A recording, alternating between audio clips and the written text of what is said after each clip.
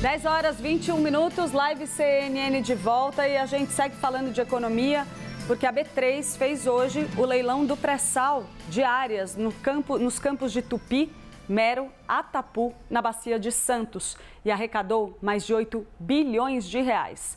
A Petrobras e gigantes internacionais entraram nessa disputa. Danilo Moliterno acompanhou tudo de perto e traz os detalhes ao vivo para a gente. Danilo, muito bom dia para você. O governo estava esperando uma receita um pouco maior. Explica para a gente.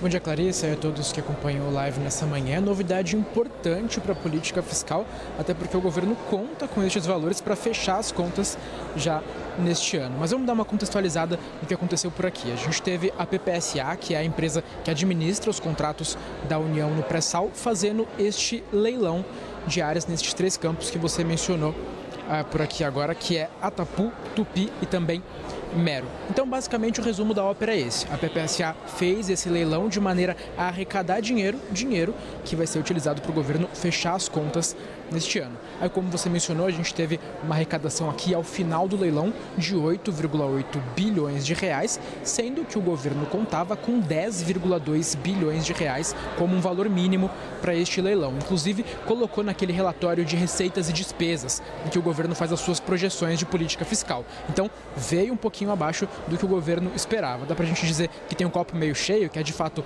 um valor vultuoso entrando na conta do governo em termos de arrecadação, mas o copo também meio vazio, um pouquinho abaixo do que esperava o governo. Mas fala um pouquinho mais sobre política fiscal daqui a pouquinho, vale a gente dar uma detalhada no que rolou aqui neste leilão. O primeiro lote que a gente teve leiloado foi este percentual que a PPSA ainda tinha no campo de Mero, que inclusive é o que envolvia o maior valor.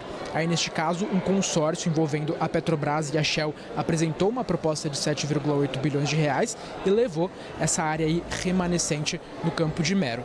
Depois, a gente teve ainda o leilão do campo de Atapu, em que novamente um consórcio formado pela estatal Petrobras e pela petroleira Shell apresentou uma proposta de 1 bilhão de reais e também levou este lote remanescente, essas áreas remanescentes, totalizando estes 8,8 bilhões de reais.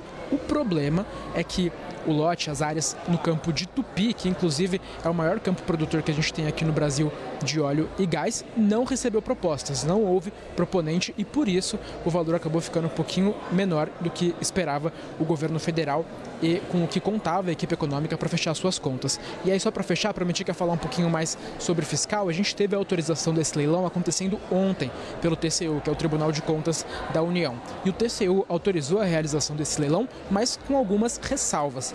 Ele indicou que estava autorizando que o leilão acontecesse, mas que não viu nenhuma resposta detalhada do governo de o porquê optar por essa via para fechar as contas em 2025. Não viu uma análise detalhada de esse leilão de áreas de exploração de óleo e gás ser a melhor opção para o governo arrecadar mais e conseguir ajustar a sua política fiscal em 2025. E aí o TCU chegou a indicar, olha, o governo está antecipando essas receitas e pode ser que o custo de antecipar essas receitas seja arrecadar um pouquinho menos do que o governo arrecadaria caso tivesse feito esses leilões em um cronograma mais adequado, sem pressa, sem a urgência de fechar as contas públicas neste ano.